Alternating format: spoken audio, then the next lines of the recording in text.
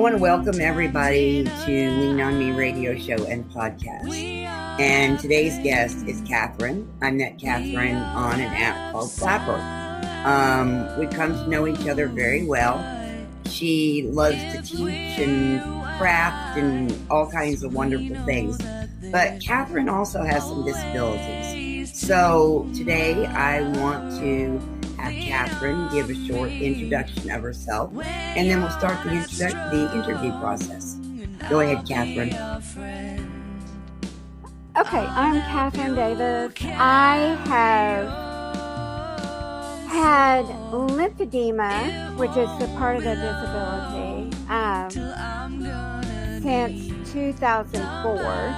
It became a bigger disability around 2012, where I needed to get a wheelchair to help get around, especially distances, because the lymphedema is in the legs, and the lymphedema is part of the lymphatic system. The lymphatic system is directly below the skin, not part of your arteries, but it's just directly below the skin, and it's what keeps your skin moist, hydrated, and other responsibilities in your system. And I damaged my lymphatic system in 2004 when I was in an auto accident.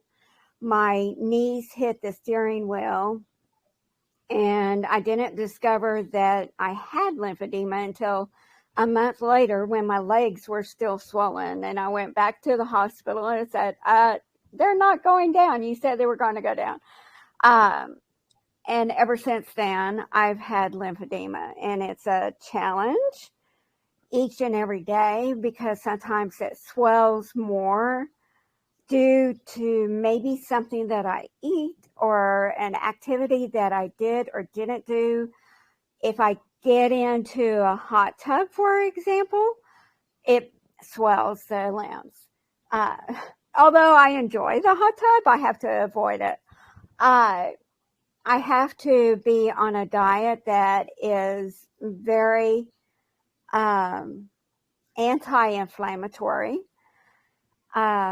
which means avoiding some foods that I really enjoy and eating a lot of onions. Mushrooms, I don't mind. I can eat all the mushrooms I want.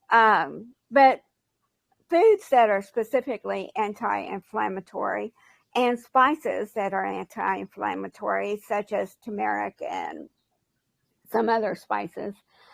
The lymphatic system it's like having a train system. Like if you imagine Chicago as being the hub of Amtrak, and all the trains are going into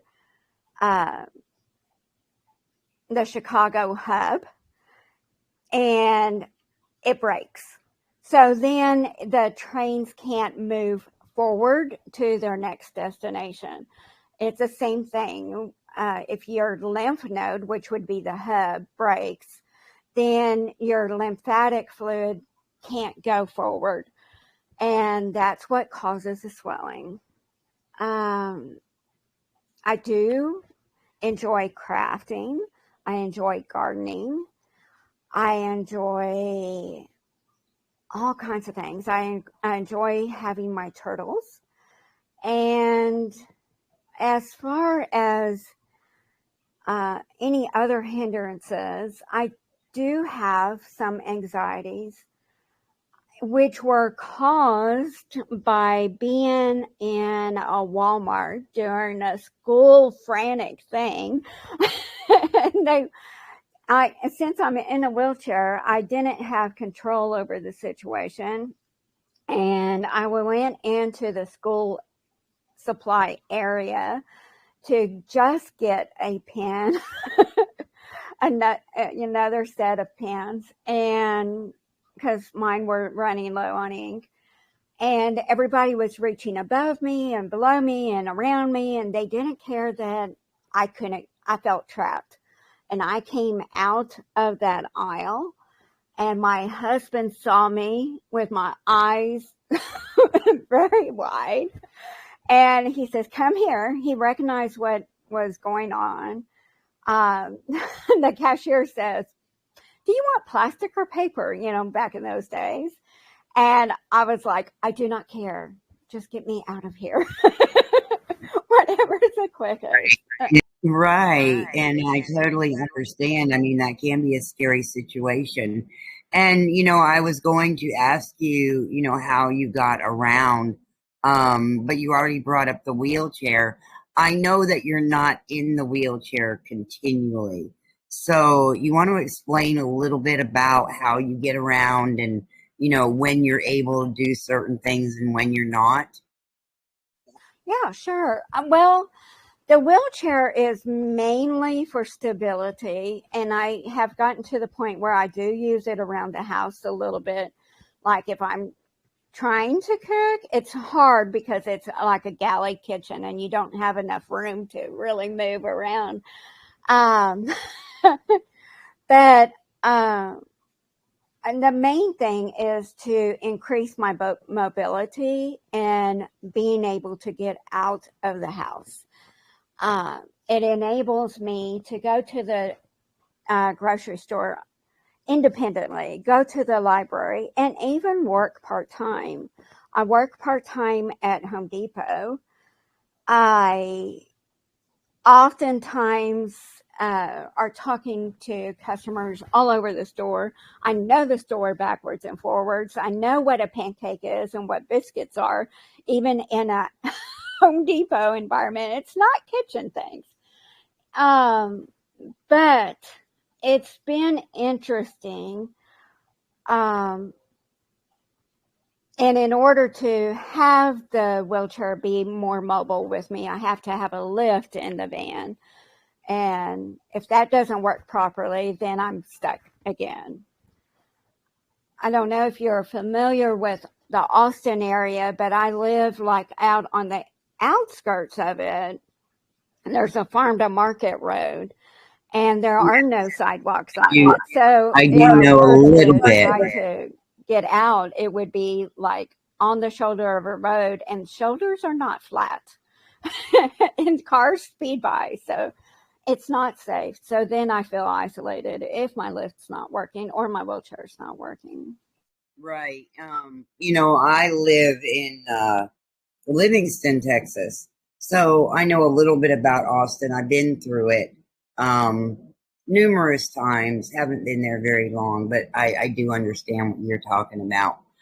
But let me ask you, Katherine, oh gosh, I had a question and it just went out the window. That's going to happen sometimes. Okay, this interview is going to be pretty much unedited. It's going to go out as it goes out. No worries.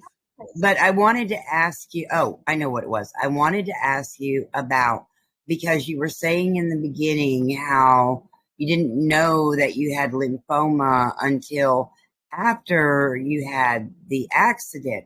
Well, I'm going to correct you real quick because it's not lymphoma.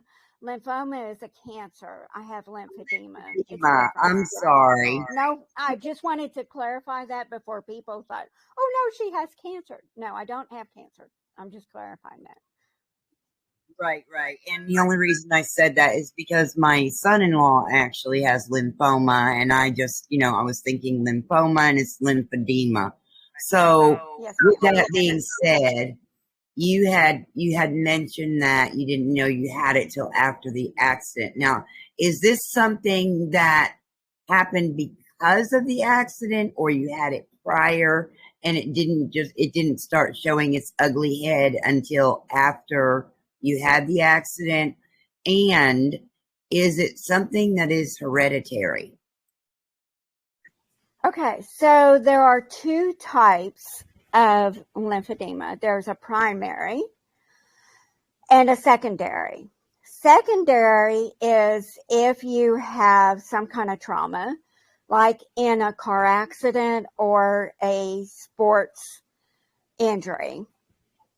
Primary is generally something like you were genetically disposition to have that. I have secondary. It was as a result of the accident. Now, the other cause, which is also secondary, is in breast cancer treatments, in the radiation, then that can cause lymphedema too. And a lot of people that have breast cancer and they accidentally break the lymph node, then they are prone to lymphedema in their arms. It usually attacks, I'm using that word loosely, in the arms or the legs. You can have lymphedema start in your stomach, in your groin, in your neck. And for space people, the College of Medicine in Temple, that's at A&M College of Medicine in Temple, right by the Baylor college grounds that's in Temple. They have been doing research on astronauts. And because if astronauts go up to space, they can get lymphedema in their space. And it would be looking like a moon pie, if you can imagine that. So they've been doing research on that as far as space and any kind of research that they can do. They've examined the lymphatic cells of a rat tail to get that detail to figure out how the lymphatic system works and what works on it. Stanford University was real close to having a pill that could possibly cure it. But they didn't do all the dot the I's and cross the T's appropriately. So they're having to start at ground zero again to be able to get anything approved. The other treatment is some surgery. And MD Anderson in Houston is one of the centers that has this surgery available. It's not available in Austin as of yet, but Dr. Chan, I think, is his name, in Houston has a brother, father, or son that has the office in Chicago. So those are the two main ones. They are opening up another facility in Dallas, but it's really hard to get on the waiting list to have that surgery. I can go on. I know a lot about it. But, there's quite all right. surgery. Right. It's quite all right. I totally understand. And I am so glad that I have you on today because I'm very interested because I think that it's a good possibility that I may have it in my right foot. And I don't know how I developed it. I'll find out when I go to the doctor within the next week. But I have constant swelling in my right foot all of a sudden where I didn't have it before. And I don't know how or why. So since you know so much about it, I know you're not a doctor and we're not here to give advice or anything like that, okay? We're just normal, everyday people just having a regular conversation in an interview type atmosphere. Absolutely. But what I wanted to ask, since you already said this, is to maybe reiterate a little bit on the fact that you can get it in different parts of the body. It doesn't have to be the entire body, correct? Right. It doesn't have to be the entire body, but typically people that have lymphedema do not have it in their feet. They'll have it in their legs, but not their feet. Their feet will be skinny. But it's not impossible. I know of a gal, in Florida that had been fighting it, and she has it in her foot and her leg. Really, really bad because she wasn't able to get treatment right off the bat. And the initial treatment would be some wrapping with compression wraps, not ace bandages. Ace bandages do not act the same. It has to be compression wraps. And you can get that at many different medical places. Bandages, compression bandages is what they're called. And there are some clinics throughout the world, really, that will do this procedure of wrapping, the initial wrapping. And eventually then you transition into something that's made by Juzo or Medi or something like that is more of a professionally done thing. This is like a temporary measure to try to get the swelling down before it gets out of hand. Okay. All right. That's interesting.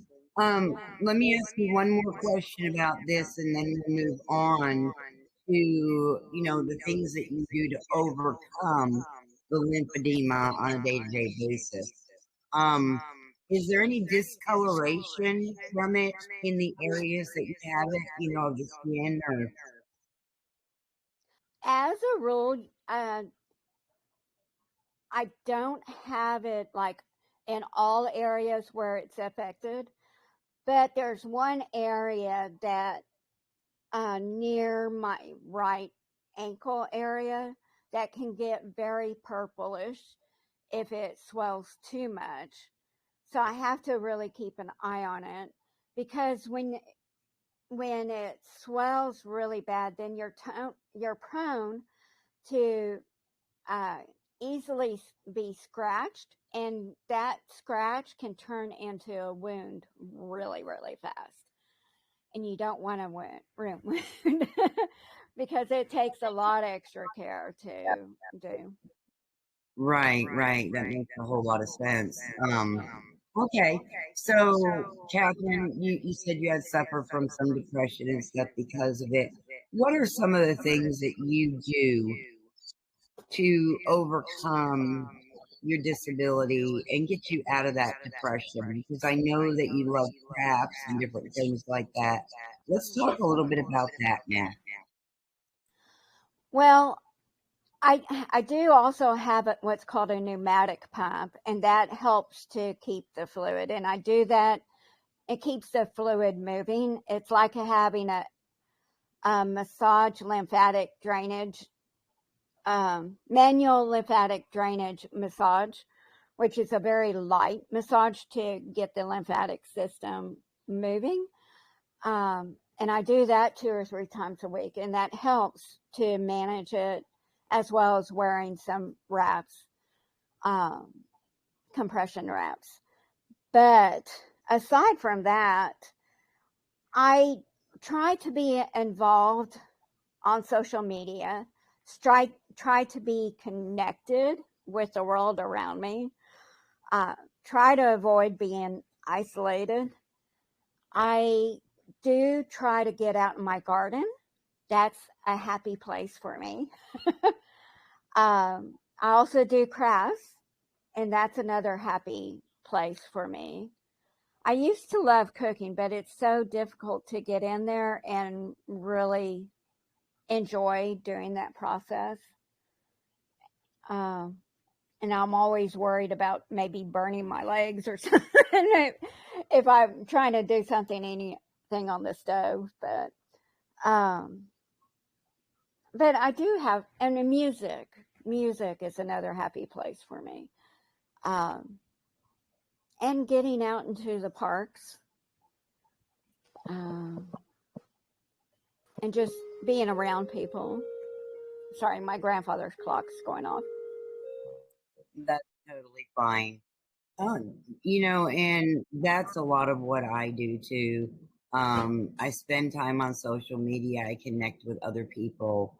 I think it's important when you can't really get out and be in the public, too much, or you are like homebound, like we were during the pandemic. I felt so closed off and so isolated. And it wasn't until I found Clapper that I really found anything to be happy for. I made friends on Clapper. And then, of course, my crafting. But in the wintertime, because I do a lot of resin art, I can't really do it. And I'm just now getting to the point where I can start doing it again because the weather's warming up, and the because what happens is the resin doesn't dry properly in colder atmospheres. So I have to wait till the temperature is right. And and I raised two grandchildren as well. So my life is very chaotic and I have to find different outlets. And one of those outlets is I read, and I read the Bible, but I listen to audiobooks. I read the Bible, I listen to positive affirmations, different things like that. Do you do any of that stuff that helps you?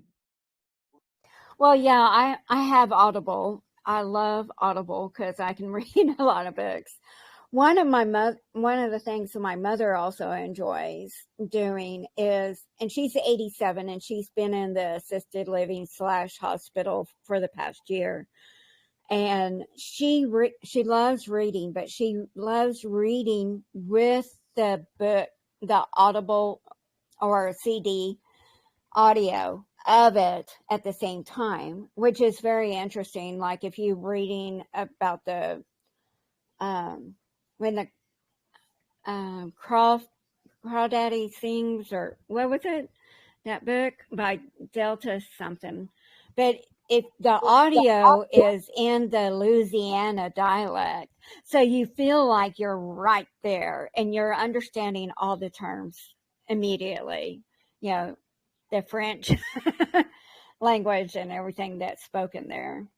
But Right, because I have a couple of books that I have in paperback as well as I use Audible, and it seems to help me really get into the book a lot more and have a better understanding of it. So more I intense. can grasp where you're Right. coming from. Mm-hmm. So this is the part of the show where I normally ask the guests if they have any questions for you. Tyler, do you have any questions for Katherine? Well, you said music, gardening, and stuff like that.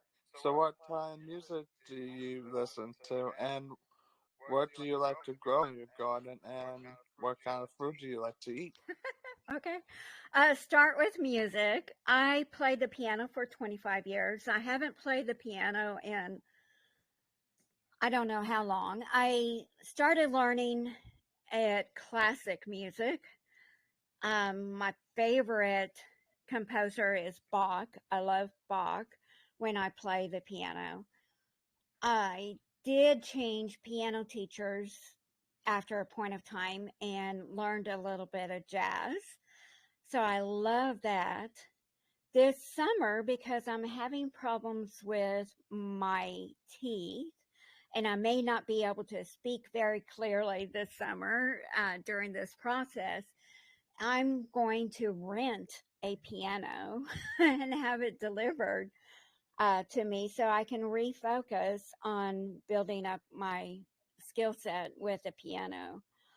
I have also a panda drum, which is a bowl that it has some cuttings of keys inside it. Um, I'd like to really find a video on that that's not in Chinese and try to learn that.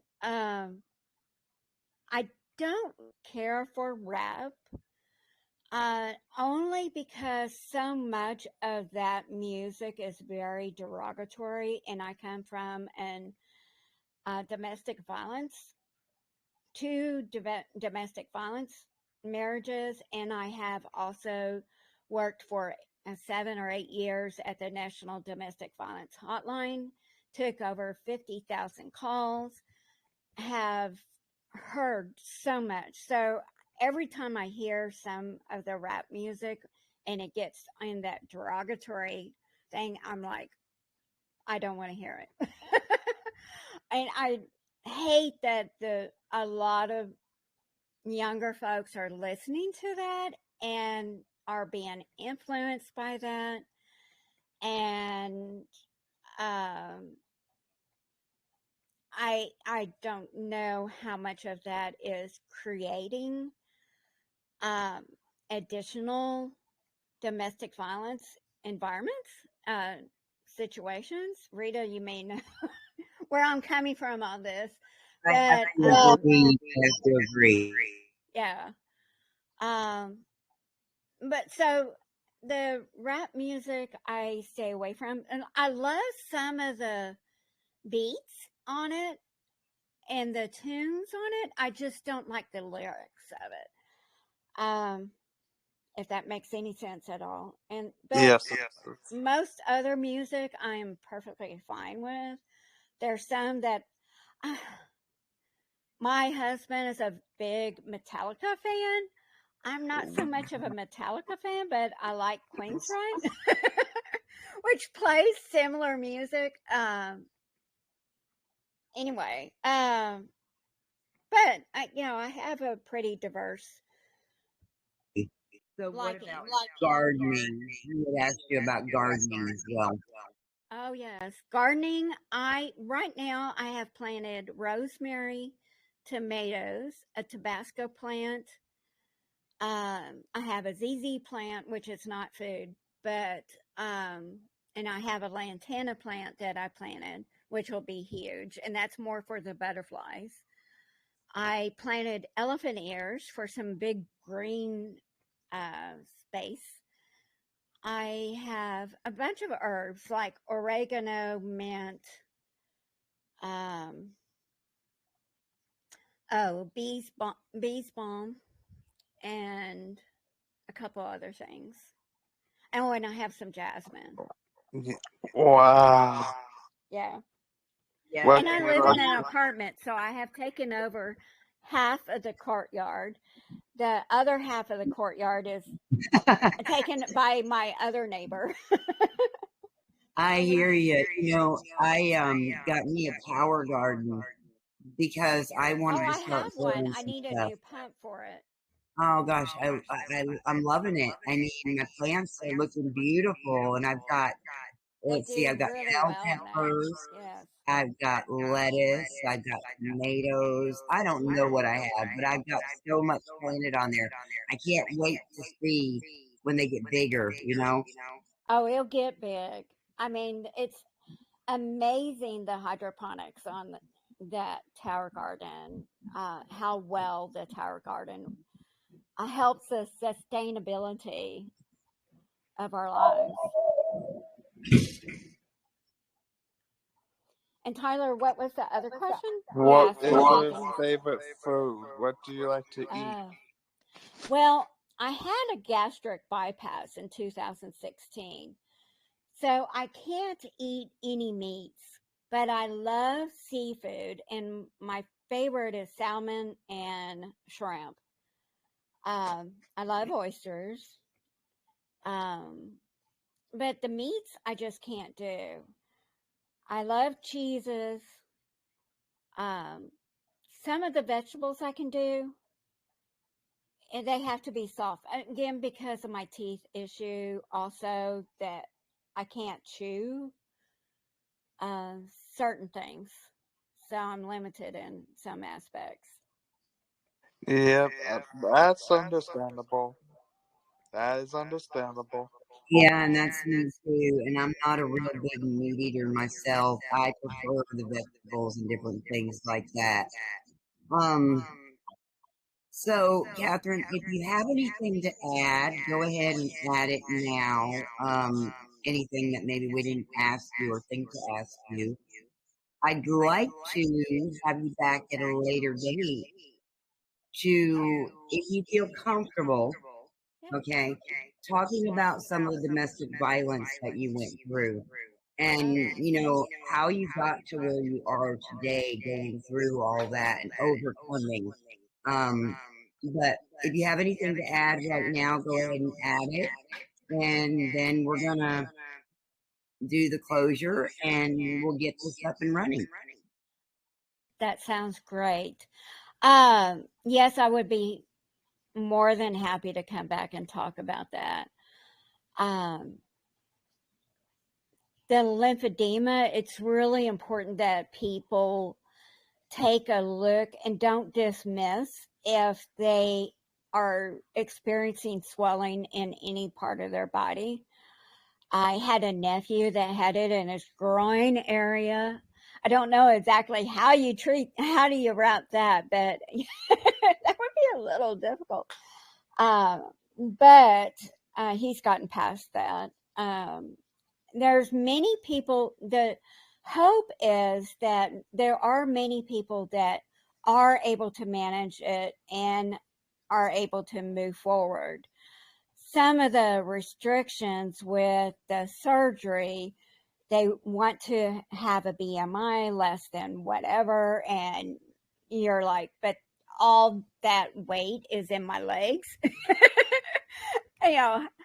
And it's a catch-22 type situation, which is frustrating. Someday maybe they'll find a cure-all for everything that's chronically disease. Oh, wouldn't that be great? I know. Nobody would have to suffer, and everybody would enjoy life, and everybody would just be happy, and no wars, and everything was peaceful. And yeah, that's something we all hope and dream for, I think, yeah, coexistence, everything.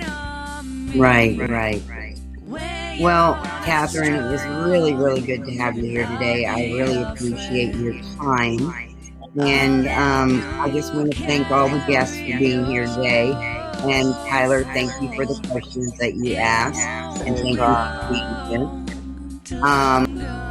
So again, I just want to thank everyone for being here today.